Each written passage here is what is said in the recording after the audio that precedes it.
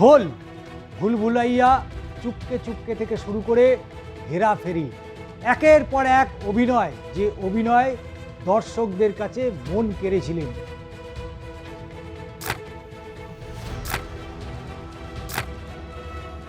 এবং সেই অভিনয়ের সাফল্যকে সামনে রেখেই একেবারে ধীরে ধীরে এগিয়ে চলা। কিন্তু হঠাৎ করে এত কোটি টাকা ঋণের বোঝা, যে ঋণের বোঝায় জর্জরিত হয়ে শেষমেশ নাকি তাকে জেলে হতে হলো, তার জেল যাত্রা হতে হলো। বলিউডের প্রখ্যাত তারকা কমেডিয়ান রাজপাল যাদব, বলিউডের জনপ্রিয় অভিনেতা রাজপাল যাদব এখন কঠিন আইনি সংকটে। 9 কোটি টাকা ঋণ পরিশোধ না করার অভিযোগে দিল্লি হাইকোর্টের নির্দেশ মেনে তিহার জেলে আত্মসমর্পণ করেছেন তিনি। অভিযোগ হল চেক বাউন্স সংক্রান্ত একাধিক মামলায় জর্জরিত হয়ে শেষ পর্যন্ত সংশোধনাগারের পথ বেছে নিতে হয় তাকে। তবে এই দুঃসময়ে তার পাশে দাঁড়িয়েছেন বলিউডের একাধিক প্রথম সারির তারকারা। এবং রাজপাল যাদব জেল যাত্রা নিয়ে ইতিমধ্যেই চর্চায় বলিউড থেকে টলিউড। রাজপালের আত্মসহায়ক গোল্ডি তিনি জানিয়েছেন, ইন্ডাস্ট্রিতে বহু পরিচিত মুখ ইতিমধ্যেই সাহায্যের হাত বাড়িয়ে দিয়েছেন।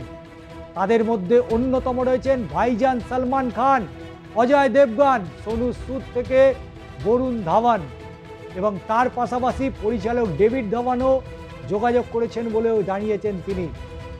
তার আরও বক্তব্য, রাজপাল যাদবকে সাহায্য করার জন্য অনেকেই এগিয়ে এসছেন।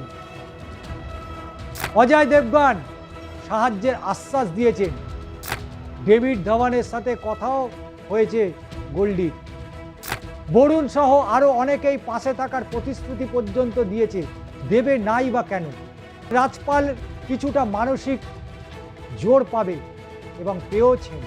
তবে প্রশ্ন উঠছে, আত্মসমর্পণের আগে কি রাজপাল সাহায্যের খোঁজ করেনি? এ বিষয়ে স্পষ্ট উত্তর দিতে চাননি তার আত্মসহায়ক। তবে তিনি বলেছেন, পরিস্থিতি আরও খারাপ হওয়ার পর গোটা ইন্ডাস্ট্রি ওর পাশে ঢাল হয়ে দাঁড়িয়েছেন। প্রত্যেকেই সাহায্যের প্রতিশ্রুতি দিয়েছেন। তবে আর্থিক লেনদেন তো একাধিক সমস্যা, তবে একদিনে তা সম্পূর্ণ হয় না। তার আশা খুব শীঘ্রই রাজপাল সংশোধনাগার থেকে তিনি মুক্তি পাবেন। তবে ঘটনার সূত্রপাত 2010 সালে। অভিযোগ, নিজের পরিচালনায় নির্মিত প্রথম ছবি আতা পাতা লা পাতা জন্য দিল্লির এক ব্যবসায়ীর কাছ থেকে প্রায় 5 কোটি টাকা ঋণ নিয়েছিলেন রাজপাল যাদব। ছবিটি 2012 সালে মুক্তি পেলেও সেই ঋণ শোধ করতে পারেনি, এমনটাই অভিযোগ। পরবর্তীতে সুদ এবং অন্যান্য আর্থিক জটিলতা মিলিয়ে মোট বকেয়া টাকার পরিমাণ দাঁড়িয়েছিল প্রায় 9 কোটিতে। 2018 সাল এবং 2018 সালে রাজপাল যাদব এবং তার স্ত্রী রাধা যাদবের বিরুদ্ধে মামলা পর্যন্ত দায়ের করা হয়েছিল। একাধিক চেক বাউন্সের অভিযোগ ওঠে তার বিরুদ্ধে। আদালতের নথি অনুযায়ী 7টি মামলায় প্রতিটিতে 1.35 কোটি টাকা করে পরিশোধের নির্দেশ ছিল। সালটা 2025-এর অক্টোবর মাস। 75 লক্ষ টাকার 2টি ডিমান্ড ড্রাফট জমা পড়লেও এখনও বিপুল অঙ্কের বকেয়া বাকি রয়ে গিয়েছে।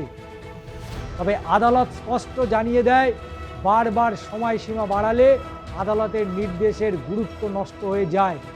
নির্ধারিত সময়ের মধ্যে আত্মসমর্পণ না করায় আদালত কঠোর অবস্থান নেয় এবং যে কারণে তাকে নির্দেশ দিয়েছিল, এবং সেই নির্দেশ মেনে আত্মসমর্পণের আগে সংবাদ মাধ্যমের মুখোমুখি হয়ে রাজপাল যাদব জানিয়েছিলেন, আমি কি করব স্যার, আমার কাছে টাকা নেই, আর কোনো উপায়ও দেখছি না। এমনকি তিনি দাবি করেন, এই সংকটে তার পাশে কেউ নেই, এখানে সবাই একা, এই সমস্যার মোকাবিলায় আমাকেই করতে হবে।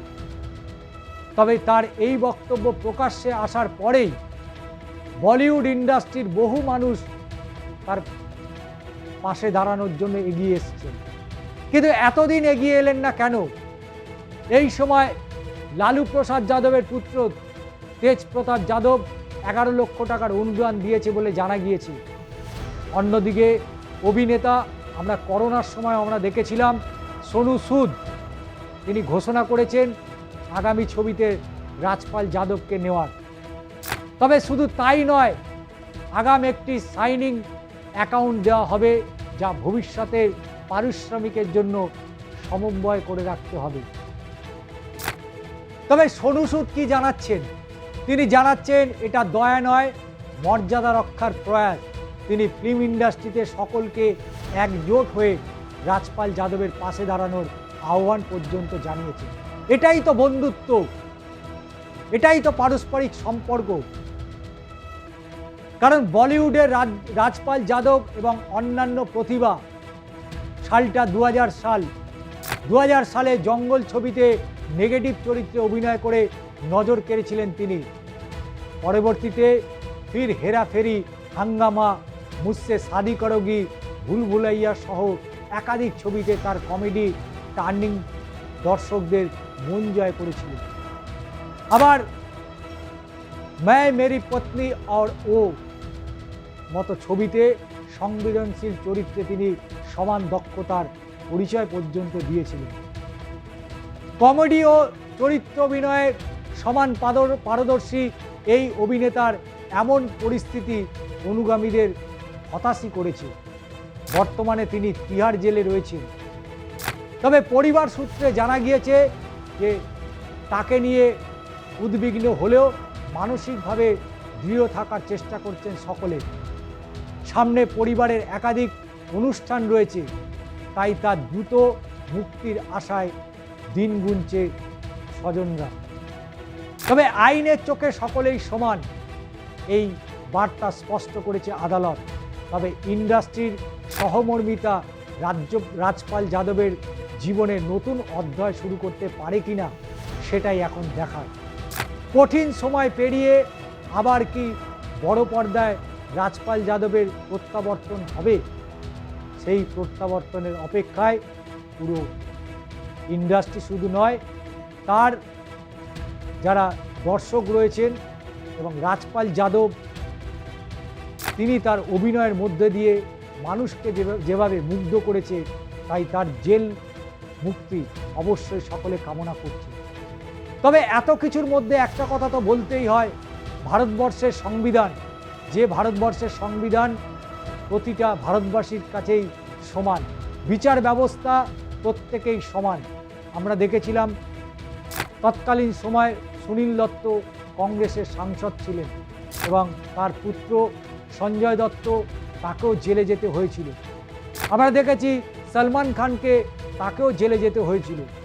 ফলে ব্যক্তির থেকে প্রতিষ্ঠান এবং নাগরিকের থেকে সংবিধান এবং সংবিধান বিচার ব্যবস্থা অনেক বড়। বিচার ব্যবস্থায় কে কত বড়, কে কত পরিচিত, কার কত গুণ আছে, এগুলো বিচার্য হয় না। বিচার হয় তার অপরাধের ওপরে। তিনি কি অপরাধ করেছেন সেই অপরাধের ওপরে ভিত্তি করেই তার সাজা হয়। এবং চেক বাউন্স মামলা, চেক বাউন্স হচ্ছে এমন একটি বিষয় যে বিষয় অবশ্যই জেল যাত্রা নিশ্চিত।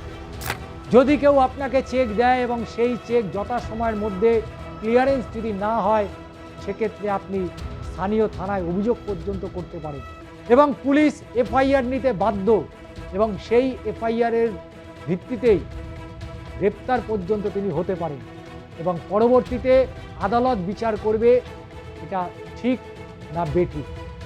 তাই স্বাভাবিকভাবেই আদালতের নির্দেশ একদিকে অমান্য করেছিল রাজপাল যাদব, দ্বিতীয়ত তিনি গুরুতর অপরাধ, যেটা অবশ্যই তিনি তার চেক বাউন্স করেছিলেন এবং যে ড্রাফট দিয়েছিলেন সেই ড্রাফটও ক্লিয়ারেন্স হয়নি। তাই স্বাভাবিকভাবেই ভারতবর্ষের বিচার ব্যবস্থার মধ্যে দিয়েই এই সাজা পেয়েছে রাজপাল যাদব। তবে ইন্ডাস্ট্রি অর্থাৎ বলিউড থেকে টলিউড প্রত্যেকেই কিন্তু তার মুক্তির অপেক্ষায় দিন গুনছে এবং বড় পর্দায় কবে তিনি ফিরবেন সেই অপেক্ষায় রয়েছেন সকলেই।